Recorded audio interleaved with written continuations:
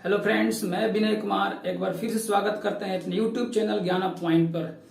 तो फ्रेंड्स, बहुत दिनों के बाद आप सबसे आज मुखातिब होने का मौका मिला है। आज आप सबके लिए एक बहुत ही अच्छा टॉपिक बायोलॉजी का ही टॉपिक है, जो कि बहुत बेहतरीन टॉपिक है। और ये टॉपिक आपको 2 पॉइंट से महत्वपूर्ण है। एक तो ये नॉलेज के व्यू से, और दूसरा ये आपके पॉइंट ऑफ एग्जाम के व्यू से। यानी कि इस टॉपिक के बारे में आज हम लोग देखेंगे reproduction system, female reproductive system, यानी कि मादा प्रजनन तंत्र। तो मादा प्रजनन तंत्र के बारे में आज हम लोग देखते हैं। इसके बारे में जितने सारे क्वेश्चन आते हैं, लगभग इस टॉपिक से आज हम लोग 50 क्वेश्चंस पढ़ेंगे। और ये किसी न किसी वनडे एग्जाम में आ चुके हुए हैं या फिर आने की इनकी संभावना भी हो सकती है। बहुत ही बेहतरीन टॉपिक है और वीडियो को लास्ट तक देखना। वीडियो में बहुत ही जोरदार मजा आने वाला है और उसमें भी हम पढ़ा रहे हैं तो मजा आएगा ही। तो चलिए यहाँ पर ध्यान देते हैं। फीमेल रिप्रोडक्टिव सिस्टम यानी कि मादा प्रजनन तंत्र। तो ये आपका फीमेल रिप्रोडक्टिव ऑर्गन है, यानी कि ये मादा प्रजनन तंत्र है। इसमें जो ऑर्गन आते हैं, जैसे कि एक ऑर्गन यहाँ पर है, इसको बोलते हैं ओवरी। ये दूसरा ऑर्गन आपका हो गया जिसको बोलते हैं फिलोपियन ट्यूब या अंडवाहिनी। तीसरा जो ऑर्गन की बात करते हैं ये आपका यूटेरस हो गया। उसके बाद जो भी ऑर्गन है वो आपका वजाइना हो गया, वजाइना, और आपका ओरिफाइस हो गया। इस तरह से इस सब के बारे में हम देखेंगे। तो सबसे पहले इसका सबसे प्राइमरी जो पार्ट है फीमेल रिप्रोडक्टिव सिस्टम, मादा प्रजनन तंत्र का सबसे प्राइमरी, सबसे मुख्य जो पार्ट है वो होता है ओवरी। ओवरी ही इसका मुख्य पार्ट है। बाकी जो भी ऑर्गन के बारे में पढ़ेंगे ओवरी के सिवाय, वो सभी का सभी मादा प्रजनन तंत्र का वो सहायक भाग है, वो सहायक अंग है, न कि वो प्राइमरी अंग है। प्राइमरी यानी कि मुख्य जो अंग है वो ओवरी है, अंडाशय है। तो अंडाशय के बारे में हम लोग पढ़ते हैं। तो यहाँ पर जैसे कि फिगर में बनाया गया है, आप देखिए यहाँ पर कि 2-2 अंडाशय का फिगर दिखाई पड़ रहा है। तो 2-2 ओवरी होता है, ओवरी की संख्या 2 होता है। और ये जो ओवरी होता है, ये ओवरी जो होता है ये फिलोपियन ट्यूब से इधर ऐड होता है और इधर यूटेरस से भी ऐड होता है। यानी कि ये दोनों तरफ से ये जुड़ा होता है, बंधा हुआ होता है। ओवरी का क्या क्या काम है, इससे रिलेटेड क्या क्या क्वेश्चंस आ सकते हैं, इससे हम लोग यहाँ पर जानेंगे। ओवरी की संख्या तो 2 हुआ। दूसरी बात, ओवरी का काम है ओवा को निर्माण करना, ओवा का प्रोडक्शन करना। ओवा यानी कि अंडाणु का प्रोडक्शन करना। तो इसका काम ओवा को तैयार करना है। तीसरी चीज है कि अगर ओवा की बात करते हैं, ओवरी की जो बात करते हैं, तो इसमें इसके लिए जो मंथ की जो होता है, ये मंथ 28 डेज का होता है। इसके लिए जो मंथ होता है वो 28 डेज का होता है, न कि ग्रेगोरियन कैलेंडर के द्वारा जो 31 या 29 या 30 डेज का जो मंथ होता है वो ऐसा नहीं होता है, बल्कि ओवरी के लिए 28 डेज का ही मंथ होता है। और ये 28 डेज में इनका जो प्रोसेस टोटल क्या काम है, जो यहाँ पर हम लोग बाद में देखेंगे। तो इनके लिए अगर मंथ की बात करेंगे तो 28 डेज की मंथ होता है।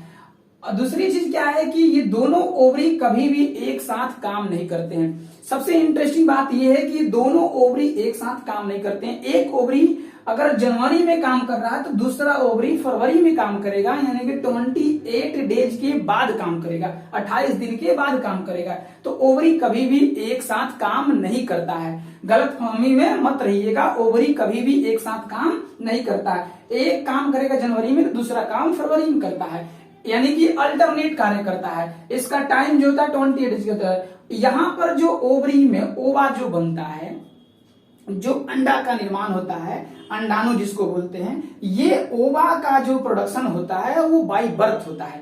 फीमेल में बाय बर्थ होता है, जन्म से ही उसके अंदर जो होता है ओवा बनना शुरू हो जाता है। लेकिन वो ओवा जो होता है वो ओवा आपका मेच्योर नहीं होता है, यानी कि वो परिपक्व नहीं होता है। वो परिपक्व जब होता है तो उस एज को बोलते हैं पुबर्टी एज या किशोर अवस्था, यानी कि 12-13 वर्ष के एज में जाकर ये यहाँ पर जो भी ओवा बनता है वो सभी ओवा जो होता है वो मेच्योर होता है। उसके बाद 40 से 45 वर्ष के एज तक इसमें जो होता है सिक्रेशन होता है। तो 12-13 वर्ष ये शुरू होता है और 40-45 वर्ष के एज तक इसका सिक्रेशन होता है। किसका? तो ओवा का सिक्रेशन होता है। तो इसी को बोलते हैं हम लोग रजत चक्र या मेंस्ट्रुएशन साइकिल।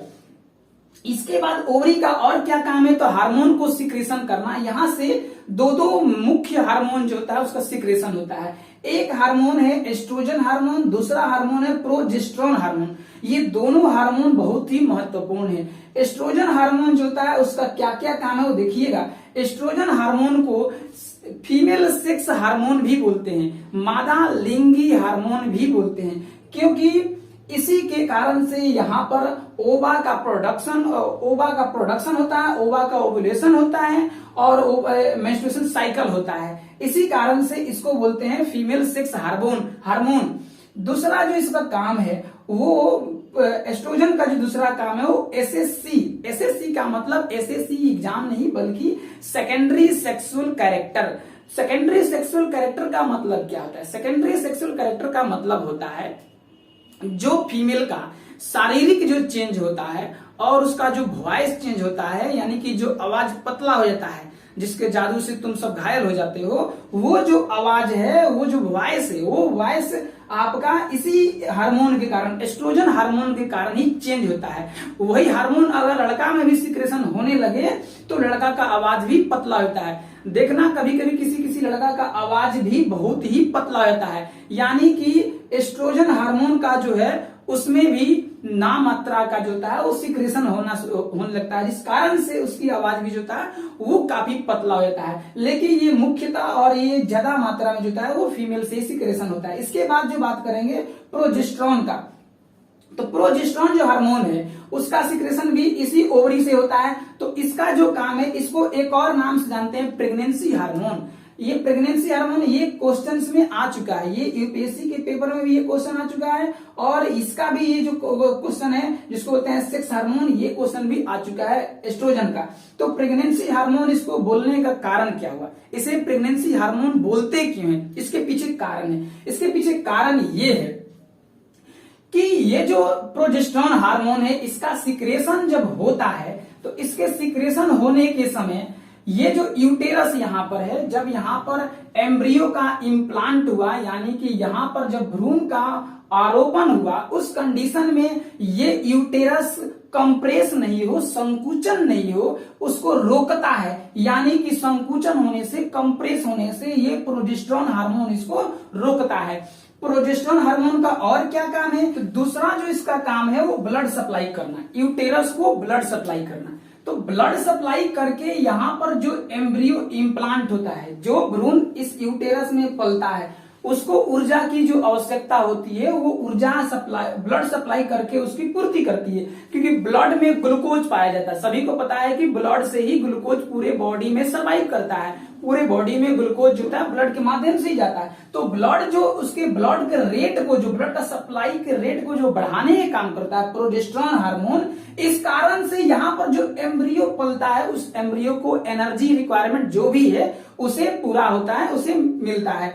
उसके बाद इसका काम है, इसमें हेल्पिंग इम्प्लांटेशन मतलब हुआ, इसमें जो एम्ब्रियो इम्प्लांट होता है उसमें हेल्प करता है। तो भाई ये हेल्प कैसे करता है, ये हेल्प करने का जो तरीका है, यूटेरस का जो वाल है उसको कंप्रेस होने से रोकता है। जैसे ही एम्ब्रियो इसमें इम्प्लांट होने के लिए आगे बढ़ता है फैलोपियन ट्यूब से, तो यहां से जैसे इधर आता है तो ये इसे कंप्रेस होने से रोकता है।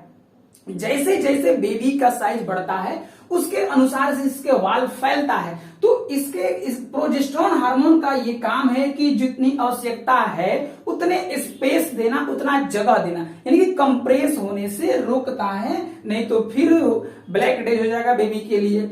इसके बाद आगे है, ये इसका और सबसे महत्वपूर्ण काम है कि जब वुमेन्स, आपका वुमेन जब प्रेग्नेंट रहती है उस कंडीशन में उस फीमेल का मेंस्ट्रुएशन साइकिल बिल्कुल क्लोज बंद हो जाता है, यानी कि मेंस्ट्रुएशन साइकिल नहीं होता है, उसको भी कंट्रोल करने का जो काम करता है ये प्रोजेस्टेरोन हार्मोन ही करता है। इसके बाद इसका काम क्या है, ओवुलेशन, यानी कि जो यहाँ ओवा तैयार हुआ ओवरी में, उस ओवा को यहां से निकलकर इसमें आने से रोकता है, यहां पर ये नहीं आने देता है, उसी को बोलते हैं ओवुलेशन, अंडोत्सर्ग। ओव्यूलेशन का मतलब था अंडोत्सर्ग, तो उसको अंडा को यहां से निकलने से रोकता है।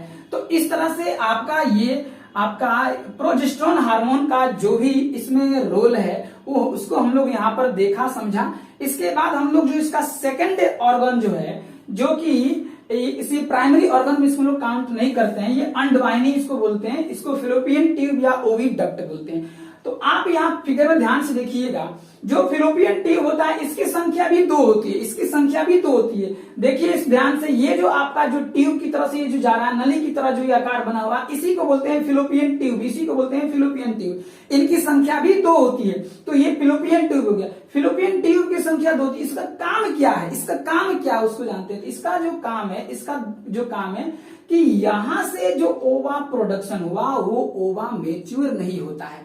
वो जो यहाँ पर ओवा का प्रोडक्शन हुआ वो ओवा मेच्योर नहीं होता है, वो ओवा आकर इसी में मेच्योर होता है, यानी कि परिपक्व जो होता है इसी फिलोपियन ट्यूब में आकर अंडवाहिनी में ही होता है, न कि इस ओवरी में होता है। ओवरी का काम है केवल ओवा को बनाकर, कच्चा माल बनाकर आगे बढ़ाता है, वो पक्का होकर यहाँ पर आकर होता है, तो यहाँ पर कच्चा माल बनता है। इसके बाद इसकी दूसरा काम क्या है, एक तो ओवा को मेच्योर करना, इसका दूसरा काम है यहाँ पर जो ओवा आया और मेल का जो स्पर्म यूटेरस के रास्ते जो यहाँ पर आया, तो ये यहाँ पर आकर फर्टिलाइज होता है, निषेचित होता है, यानी कि ये दोनों आपस में मिलकर ये फीमेल गैमेट और मेल गैमेट, स्पर्म को बोलते हैं मेल गैमेट और ओवा को बोलते हैं फीमेल गैमेट, ये दोनों गैमेट मिलकर फर्टिलाइज करते हैं और फर्टिलाइज करने के बाद वो एक सेल में बन जाते हैं, एक कोशिका के रूप में बदल जाते हैं, उसको बोलते हैं जाइगोट यानी कि इग्नज। तो जाइगोट का निर्माण होता है और वो जाइगोट फिर यहां से चलता है, ये भी फिलोपियन ट्यूब का काम है कि यहां से लाकर उसको यूटेरस में स्थापित करना, इम्प्लांट करना, आरोपण करना। तो ये इसका फिलोपियन ट्यूब का इतना ही सारा काम है और इसका बहुत सारा काम नहीं है। यहाँ पर फर्टिलाइज जो होता है वो सभी का सभी स्पर्म नहीं होता है, जो करोड़ों स्पर्म जाते हैं एक बार में, उसमें से 1 या 2 स्पर्म ही जो होता है वो फाइटर निकलता है और वो विजयी घोषित होता है, जो कि रेस जीतता है वही यहाँ पर पहुंचता है। तो आप जो रिजल्ट है आप जो रिजल्ट है वो विजयी का रिजल्ट है आप।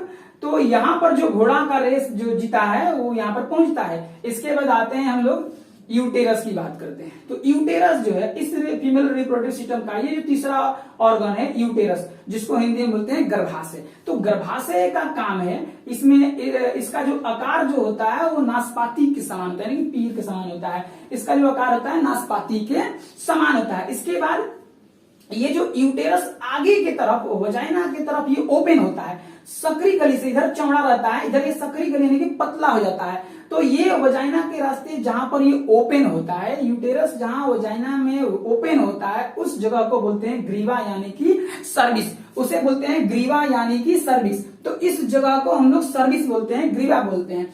यूटेरस का और जो काम क्या है, यूटेरस का और काम है इसमें, जो इस यूटेरस का और काम है कि इसमें बेबी को इम्प्लांट होने के लिए स्पेस देना, यानी कि एम्ब्रियो जो इसमें इम्प्लांट होता है उसके लिए स्पेस देना।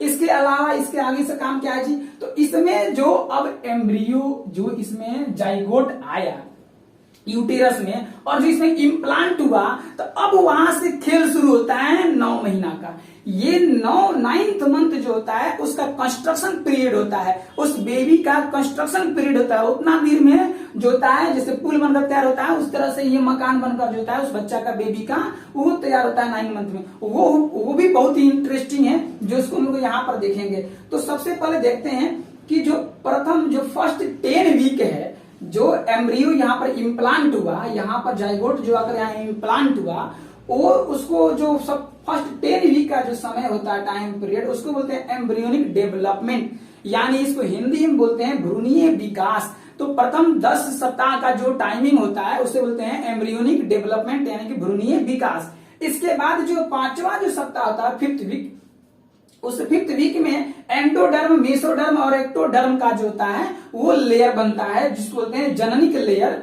इसके बाद 7 to 9th वीक जो होता है, 7 से 9वां महीना यानी कि 7 से 9th मंथ जो होता है, उस बीच में उसका हाथ, पैर आता है, उसका रेस्पिरेटरी सिस्टम यानी कि श्वसन तंत्र जो सांस लेते हैं वो आता है, उसके बाद उसका जो है डाइजेशन सिस्टम जहां भोजन पचता है वो उसका निर्माण होता है, इसके बाद होता है वो नर्वस सिस्टम जहां से हम लोग पूरी बॉडी के जो सभी एक्शन जहां से कंट्रोल होता है उसका भी यहाँ पर जो होता है कंस्ट्रक्शन होता है। तो इस तरह से हाथ पैर श्वसन तंत्रिका और पाचन तंत्र का भी निर्माण जो होता है वो 7 से 9 मंथ के बीच में हो जाता है, सप्ताह में हो जाता है।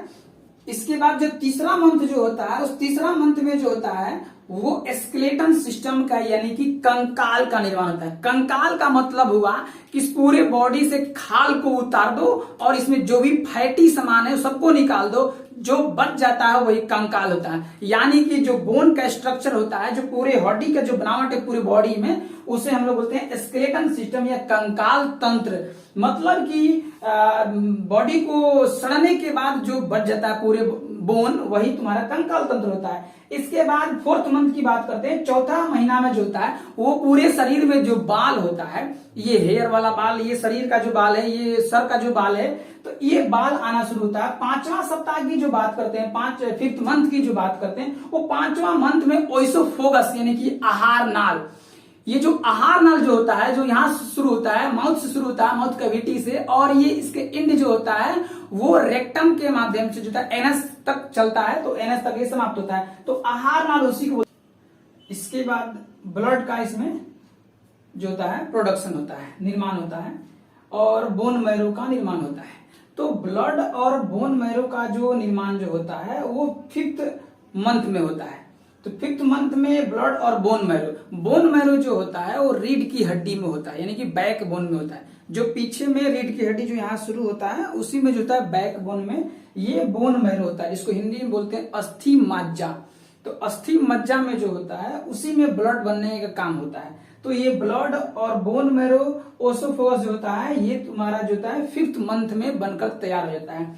इसके बाद जो आता है वो 6th मंथ होता है। 6th मंथ में जो होता है वो शिशु बन जाता है, यानी कि उसका टोटली जितने सारे ऑर्गन हैं वो बनकर तैयार हो जाते हैं, रेडी हो जाते हैं।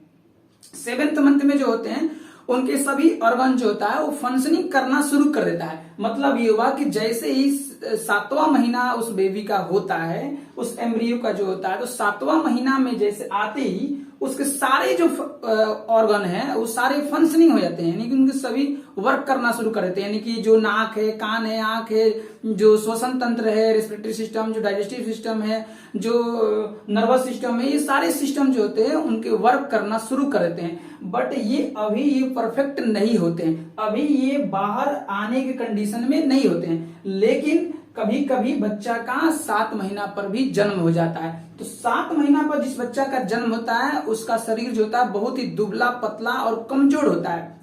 उसको कितना भी च्यवनप्राश पी डालो उसके ऊपर जो काया चढ़ने वाला नहीं है। गांव में इसको बोलते हैं सतवास, जिसको 7 महीना पर जन्म होता है। तो लेकिन ये अपवाद भी होता है। जैसे एक मेरा भाई है जो 20 वर्ष तक एकदम बिल्कुल सूखा पतला दुबला था, लेकिन अभी उसका शरीर जो है हमसे डबल है। तो इस तरह से 7 मंथ पर जो होता है वो जनरली जो होता है बहुत दुबला पतला कमजोर होता है, और उससे जो होता है बीमारी से उसको बहुत फाइट करना पड़ता है, क्योंकि उसका शरीर जो होता है वो एक तरह से मेच्योर नहीं हो पाता है, उसके ऑर्गन सभी डेवलप नहीं हो पाते हैं, इसलिए सही से काम नहीं कर पाते हैं। अच्छा, एक चीज और समझो यहाँ पर कि अगर 6th मंथ से पहले किसी बेबी का जन्म होता है तो क्या वो बेबी एग्जिस्ट कर पाएगा, क्या वो इस एनवायरनमेंट में रह पाएगा? बिल्कुल ही नहीं, क्योंकि आप यहाँ पर देख सकते हो कि 6th मंथ तक जो है उसके अंदर अभी ऑर्गन का डेवलपमेंट ही हो रहा है। तो जब ऑर्गन का डेवलपमेंट ही हो रहा है, यानी कि ऑर्गन कितना सारा ऑर्गन अभी बना नहीं है, तो उससे पहले जब जन्म हो जाए तो ऑर्गन का प्रोडक्शन, ऑर्गन का जो होता है कंस्ट्रक्शन ही नहीं हुआ है, डेवलप ही नहीं हुआ है, तो फिर वो कैसे वर्क करेगा बाहर आते ही। इसके बाद हम लोग आते हैं 8 मंथ में। तो 8 मंथ में जैसे ही बच्चा आता है तो उसके ऊपर जो होता है फैट स्टोर होने लगता है। 8 मंथ यानी कि 8वां महीना में जो होता है बच्चा का शरीर जो होता है उसके ऊपर फैट स्टोर होने लगता है। जैसे कि घर जो बनता है, जो घर का कंस्ट्रक्शन होता है, तो घर का कंस्ट्रक्शन होने के बाद उसको बिल्डिंग को चमकाने के लिए, थोड़ा सा सुंदर दिखाने के लिए उसमें क्या किया जाता है, प्लास्टर का लेप लगाया जाता है, प्लास्टर किया ताकि वो बिल्डिंग को और जो बिल्डिंग है और सुंदर दिखाई पड़े। उसी तरह से ये बॉडी भी है, और बॉडी जो सुंदर होता है वो फैट के कारण ही होता है। फैट के कारण ही उसका बॉडी शेप होता है और सुंदर भी होता है। जो हम लोग का भी जो वृद्ध होने के बाद जो ये सुंदरता जो कम हो जाती है, जो ब्यूटीनेस कम हो जाती है, वो उसका कारण है कि उसका जो अंदर का फैट है वो फैट कम हो जाता है, त्वचा झुल जाती है। त्वचा जब झुल जाती है तो उसकी सुंदरता कम होने लगती है, फिर हमारा इंटरेस्ट उधर कम होने पर लगने लगता है। इसके बाद होता है बच्चा 9th मंथ में प्रवेश करता है, और 9th मंथ में प्रवेश करते ही बच्चा का रॉयल एंट्री होता है, फाइटर की तरह आता है एकदम, और आते ही यहाँ पर धराशायी हो जाता है। यानी कि यहाँ पर आने के बाद से तो सब टेंशन शुरू हो गया। अच्छा, जो बेबी इसमें यूटेरस में जो पल रहा था, उस यूटेरस में उसको फीड कहाँ से मिलता है, उसको न्यूट्रिएंट्स कहाँ से मिलता है? तो एक प्लेसेंटा होता है अपरा, जो कि बच्चा का नाभि से जो होता है पाइप की तरह से माँ के यूटेरस से वो जुड़ा रहता है। तो माँ के यूटेरस से जुड़ा रहता है प्लेसेंटा के माध्यम। तो प्लेसेंटा से ही उस बच्चा को जो होता है वो फीड मिलता है, भोजन मिलता है, उसे एनर्जी मिलता है। अच्छा, प्लेसेंटा का और भी एक काम है। प्लेसेंटा का काम क्या है? रिलैक्सिंग हार्मोन जो है, इस रिलैक्सिंग हार्मोन को स्राव करना, यानी कि इसको सिक्रेशन करना। रिलैक्सिन हार्मोन का क्या वर्क है और ये कैसे काम करता है? तो रिलैक्सिन हार्मोन को हम बोल सकते हैं कि ये डिलीवरी हार्मोन भी है, क्योंकि ये रिलैक्सिन हार्मोन डिलीवरी करने में, डिलीवरी होने में बहुत ही हेल्पफुल होता है। इसके अब्सेंस में, इसके अनुपस्थिति में डिलीवरी करना बहुत ही मुश्किल होता है। माँ को खतरा होता है, दर्द बहुत ज्यादा होता है। होता क्या है इसमें? रिलैक्सिन हार्मोन कैसे हेल्प करता है डिलीवरी में, तो उसको ध्यान से देखेंगे। ये जब डिलीवरी होने वाला होता है, तो रिलैक्सिन हार्मोन का जो सिक्रेशन होता है वो यूटेरस के वाल को क्या करता है? वो वाल को कंप्रेस करता है। वो वाल को कंप्रेस करता है। तो वाल को कंप्रेस करके वो क्या करता है? वाल, यूटेरस के वाल को कंप्रेस करके जो इसमें बेबी है उसको पुश करता है, उसको आगे की तरफ पुश करता है, जिससे आसानी से उसका जो होता है वो बर्थ हो जाता है, जन्म हो जाता है। इसके बाद जो है, तो इस तरह से ये जो ऑर्गन हम लोग का समाप्त होता है। तो यूटेरस का जो टोटल फंक्शन था वो समाप्त होता है। यूटेरस जहां ओपन होता है, यूटेरस यहाँ ऊपर में जो होता है वो चौड़ा होता है, उसके आगे में जब बढ़ता है तो यूटेरस पतला सकरी गली की तरह जो होता है वो पतला हो जाता है, और यहाँ पर आकर नैरो बन जाता है, और नैरो होकर जो वजाइना में वो ओपन होता है, उस ओपन वाले जो सेंटर, जो ओपनिंग प्लेस है, उसको हम लोग बोलते हैं ग्रीवा या सर्विक्स। हिंदी में ग्रीवा बोलते हैं और इंग्लिश में सर्विक्स बोलते हैं। इससे आगे बढ़ने के बाद, ग्रीवा से सर्विक्स से आगे बढ़ने के बाद वजाइना में एक सबसे एक हाइमन मिलता है। आज का जो सबसे इस टॉपिक में पूरे ये सबसे बवाल टॉपिक यही है, हाइमन। इसके बारे में लोगों को क्या ख्याल होता है कि ये जो होता है पर्दा होता है, ये पर्दा की तरह होता है, यानी कि लेयर की तरह। जैसे लगता है कि ये स्टील का, कोई लगता है कि प्लांट वहां पर लगा दिएगा, पूरी तरह से परत होता है। ऐसा कुछ नहीं होता है। हाइमन एक जो होता है वो मेम्ब्रेन होता है, झिल्ली होता है, और उसके अंदर भी एक छिद्र होता है। अगर छिद्र नहीं होता तो समझा करो कि फिर कैसे मेंस्ट्रुएशन साइकिल कैसे होता है। अगर इसके अंदर, हाइमन के अंदर छिद्र नहीं होता तो मेंस्ट्रुएशन साइकिल कैसे होता है? ये हाइमन जो होता है एक मेम्ब्रेन होता है, झिल्ली होता है, जो वजाइना के रास्ते में होता है, और ये बाय बर्थ होता है। लेकिन ये किसी में होता है, बड़े होने पर किसी में नहीं रहता है। इसके पीछे कारण है कि जो वर्क वाले जो औरत है, जो वुमेन्स हैं, फीमेल लड़की है, उसका जो है हाइमन जो होता है वो जल्द ही नष्ट हो जाता है, डिस्ट्रॉय हो जाता है, कुछ भी अधिक दिनों तक रहता है। तो इसके बारे में बहुत सारे लोगों के मन में गलतफहमी सारी रहती है। अच्छे अच्छे जो पढ़े लिखे लोग भी रहते हैं उनके दिमाग में भी इसके बारे में गलतफहमी रहती है। इसके बाद जो आगे हम लोग बढ़ते हैं, तो ये जिस रास्ते से ये ओपन होता है उसको बोलते हैं वजाइना ऑरिफाइस। Vagina orifice. अच्छा, वजाइना के वाल से एक प्रकार का जो होता है लिक्विड का सिक्रेशन होता है। ये लिक्विड का जो सिक्रेशन होता है वो ग्लैंड से होता है, बार्थोलिन्स ग्लैंड। तो बार्थोलिन्स जो ग्लैंड होता है ये एक लिक्विड को सिक्रेशन करता है, जो इसके रास्ते को जो होता है वो गीला रखता है। इसके बाद आगे आते हैं, तो इस तरह से ये सारे सिस्टम का जो होता है वो समाप्त होता है आज का। आज हम जानते हैं एक चीज और जो मेंस्ट्रुएशन साइकिल था, जो आपको मन में सवाल था कि सर ये कैसे होता है, तो मेंस्ट्रुएशन साइकिल जो होता है, यहाँ पर ओवा का प्रोडक्शन होता है, और ये ओवा जो होता है 1 से 12, 13, 14 दिन तक जो होता है इसका जो है प्रोडक्शन होता है, निर्माण होता है। और निर्माण होने के बाद ये यहाँ पर आता है, और यहाँ पर आकर ये वेट करता है, फिलोपियन ट्यूब में वेट करता है। फिलोपियन ट्यूब में जो होता है 14 से 18 दिन तक या 12 से 18 दिन तक ये वेट करता है। किसका वेट करता है? तो ये मेल गैमेट का यानी कि स्पर्म का वेट करता है। अगर इस टाइम में वो आया तो फर्टिलाइज होगा, अन्यथा वो फिर से वो बाहर आता है और यानी कि टूट कर बाहर आता है, वो डिकम्पोज होने लगता है, वो बिखर जाता है। तो जो बाहर जो आता है वो 18 से 28 दिन के बीच में जो आता है बाहर, उसी को हम लोग बोलते हैं मेंस्ट्रुएशन साइकिल। जो ये इसका रिपीटेशन हर प्रत्येक जो है 28 डेज के बाद इसका रिपीटेशन होता है। एवरी 28 डेज के बाद जो होता है इसका रिपीटेशन होता है। इस तरह से ये मेंस्ट्रुएशन साइकिल समाप्त होता है। इसके बाद जो है बात करते हैं हम लोग इसमें क्लाइटोरिस का यानी कि भग शिश्निका।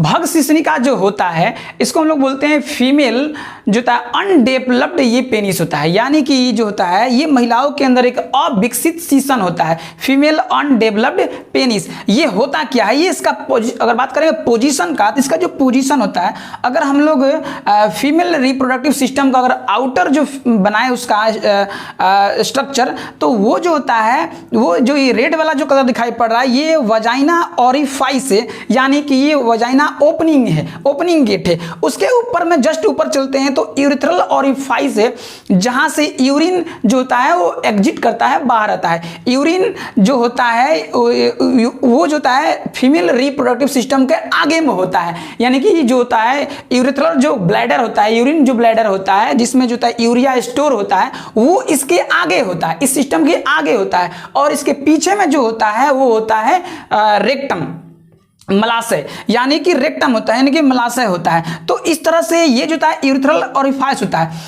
और इसी के जस्ट ऊपर जो आते हैं तो एक बिंदु मिलता है, एक बहुत ही छोटा बिंदु मिलता है जिसको बोलते हैं क्लाइटोरिस भग शिश्निका। यही होता है फीमेल अनडेवलप्ड पेनिस। इससे क्वेश्चन कभी आया नहीं है, हो सकता है कि पूछ दे कि फीमेल अनडेवलप्ड पेनिस किसे कहते हैं, तो क्लाइटोरिस को कहते हैं। ये बहुत ही सेंसिटिव ऑर्गन होता है, बहुत ही उत्तेजित अंग होता है, ये बहुत सेंसिटिव ऑर्गन होता है। इस तरह से ये जो होता है हम लोग का टोटली इस चैप्टर का समाप्त होता है। एक बात और समझते हैं, फीमेल नसबंदी यानी कि महिलाओं में नसबंदी जो होता है वो कैसे होता है, उसके पीछे देखो क्या होता है। जो ये ट्यूब दिखाई पड़ रहा है, जो इसको ट्यूब को बोलते हैं फिलिपियन ट्यूब, इसी ट्यूब को यहाँ से काट दिया जाता है और इसको काटने के बाद जो होता है इसको काट करके उसको जो धागा से बांध दिया जाता है। तो धागा से जो बांध करके अब इससे क्या फायदा होता है, तो काट देने के बाद जो होता है उसको अलग अलग धागा से जो बांध देते हैं, धागा से बांध कर फिर उसको एक बांध देते हैं। तो बांधने के बाद क्या होता है कि वो जो होता है यहाँ से जो भी ओवा निकला